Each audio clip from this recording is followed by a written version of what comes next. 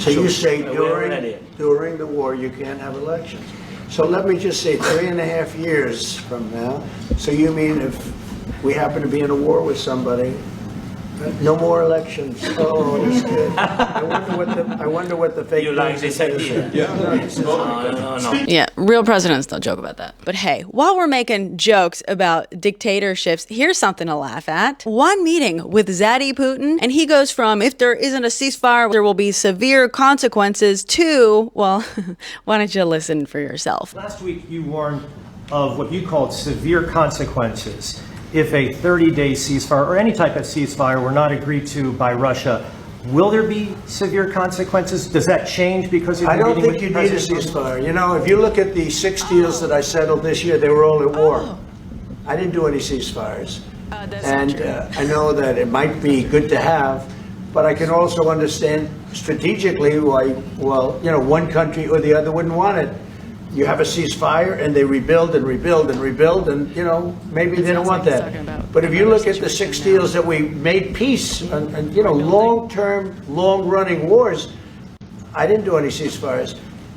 Would I like the concept, you know, I like the concept of a ceasefire for one reason, because you'd stop killing people immediately, as opposed to in 2 weeks or 1 week or whatever it takes. But we can work a deal where we're working on a peace deal while they're fighting. They have to fight. I wish they could stop. I'd like them to stop. But strategically, that could be a disadvantage for one side or the other.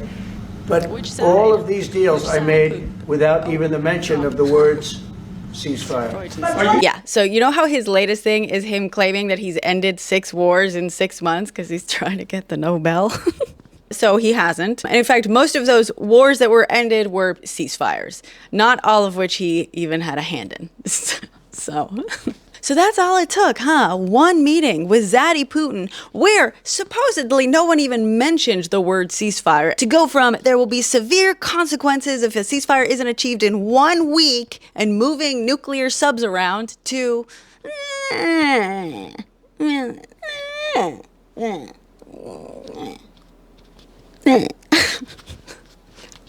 okay. Is this that art of a deal I keep hearing about? Because it sure ain't science.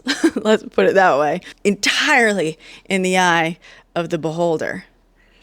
So now the lesson is, anytime he's threatening severe consequences, all you got to do is wait, because he doesn't actually mean it. Kind of sounds like someone chickened out.